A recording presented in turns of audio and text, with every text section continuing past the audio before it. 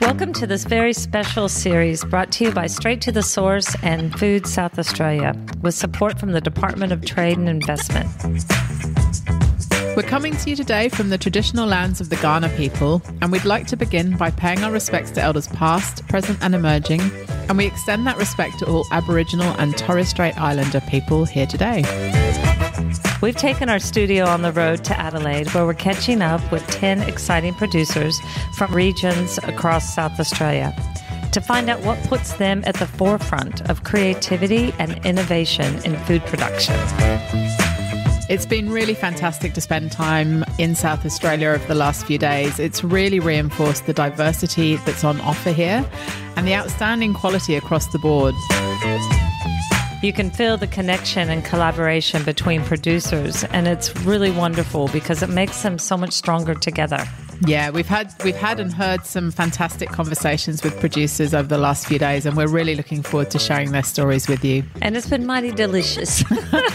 Let's get started. Welcome to the Straight to the Source podcast. I'm in the studio today with Dominic Smith and Andrew Fielke from Edible Reconciliation, and it's wonderful to have you guys here in Sydney.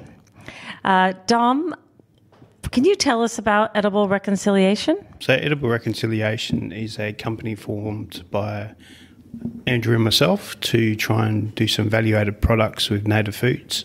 Okay, and Andrew, how did this come to be? Well, Dominic and I have been good mates for quite some years, and I guess we started off, Dom, with me starting to buy a bit of your native produce some years ago, and I've been in the native food game for a long, long time as a chef and running my distribution business for 21 years, and I've always been looking out for other ways to try and engage more with Indigenous peoples, and I was just delighted to our friendship grew, Dominic and I.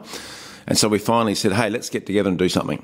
So here we are. So give us a bit of a timeline. Has this happened in the last 2 years, or is this something that's been developing over 5 years? Or I reckon it's been about 4 or 5 years now.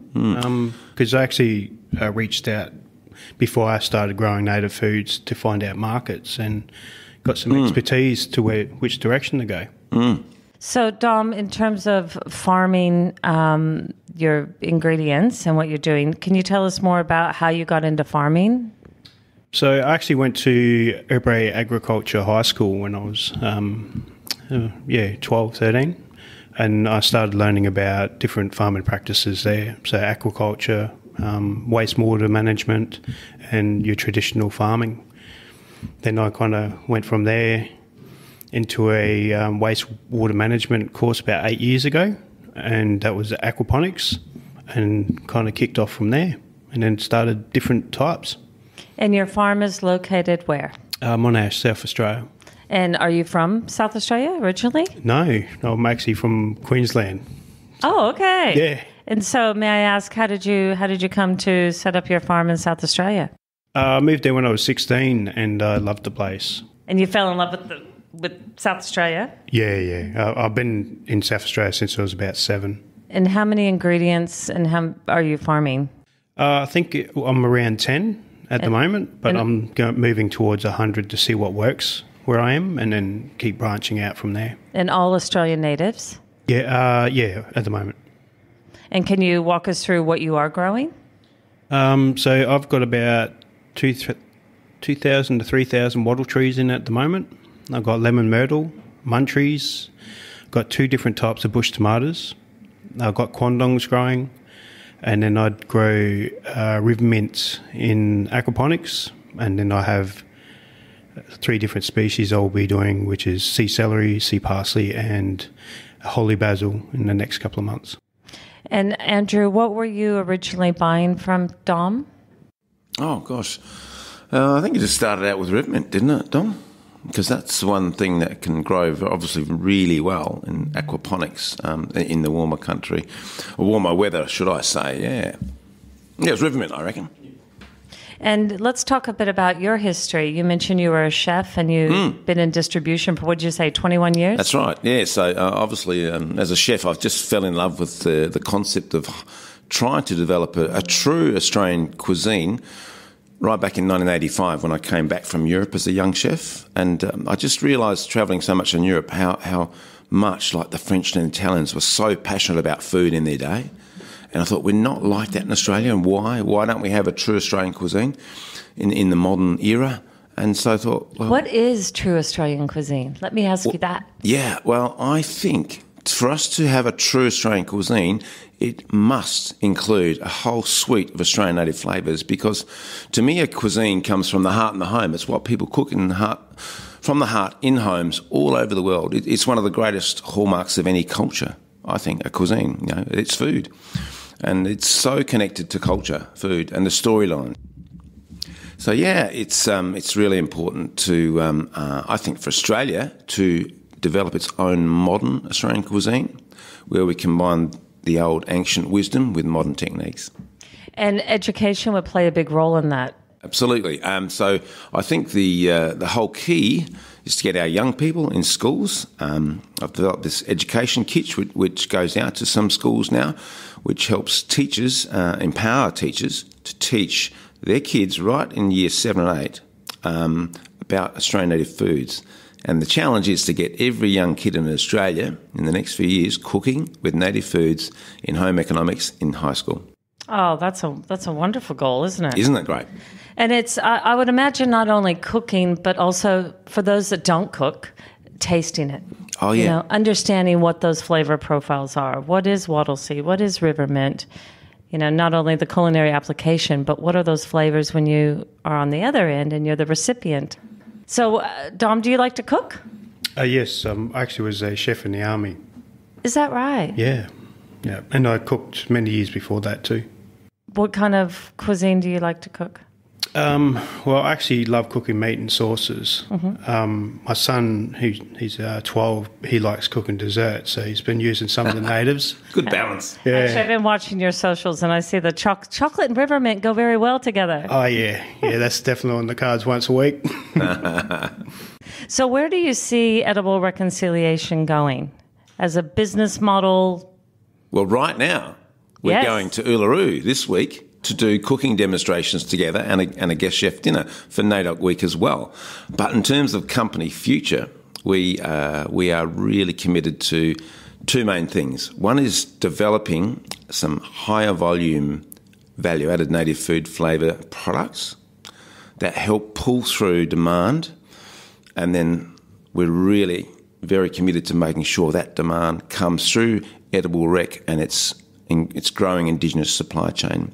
Because as Dom and I have agreed right from the start, the whole goal is to ensure we increase indigenous participation in the native food supply chain. And at the moment, you're doing that through lamingtons and popcorn. Is that right? Yep. So the lamingtons, what's interesting about you choosing lamingtons is everyone's very familiar with lamingtons, aren't they? But can you walk us through the flavors that you've incorporated into your lamingtons? So one of them is Geraldton Wax. So which is an Australian native? Yes, yes. Originally from Western Australia, isn't it? Yes. Yeah, but it also grows across South Australia as well. And the flavor profile of Geraldton Wax, actually Lucy and I wrote an article for Hospitality Magazine on Geraldton Wax and not long ago, and it's got very similar notes to lemongrass, doesn't it? And kaffir limey. It's beautiful, beautiful. Goes so well with a little lamington and the chocolate coating and coconut. And then the popcorn? I mean, that's when you think about it, I don't think about Australian native ingredients and popcorn. Like, it just doesn't. So how cool you guys have thought, okay, here's a vehicle. Here's a way of getting these flavors out. Yeah. It's about choosing something, too, that's actually low cost because, there's a lot of value-added native stuff out there. But, you might be seeing jams and sauces and things that are $12 or $15 or $18 a jar, and that's just going to always be low volume. We want to drive volume for the native food industry that will pull through and deliver economic benefits to Indigenous people. So we've got to go for some of those high volume, cheap staples, like a popcorn is quite cheap as a snack. So why not just use that as our carrier to deliver the flavour and to deliver the message about edible reconciliation. So how many flavours of popcorn do you have? And it's Australian grown corn, yeah. So we've got 3 at the moment. So one would be Wattle Seed, another one is Anise Myrtle, and a lemon myrtle one too. So when we talk about roles within edible reconciliation, Dom, can you elaborate on your role? So one of the roles that I take is actually doing a nursing degree. So I'm in third year next year. And one of the key things I would like to see is a holistic healing approach towards people, country and land. So it's about taking young people and putting them on the land to learn about different bush medicines, connecting back to land and learning about culture and the storylines that come with that. If we're talking future stuff, I'd like to see more farmers in the sector that are indigenous.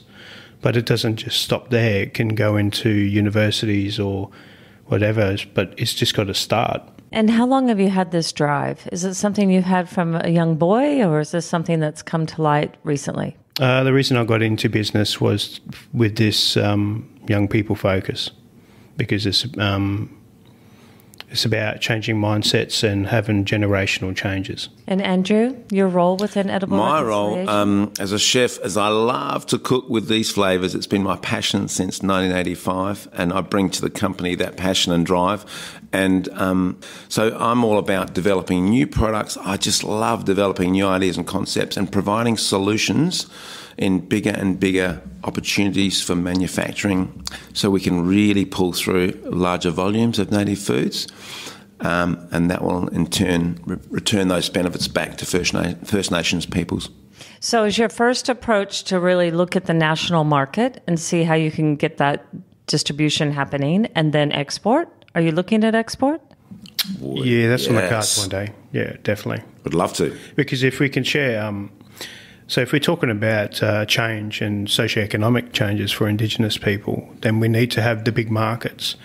We only got 26 million people here.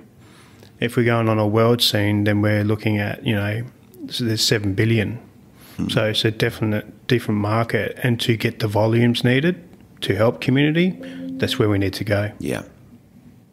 And it's about us all working and walking together too, isn't it, Dom?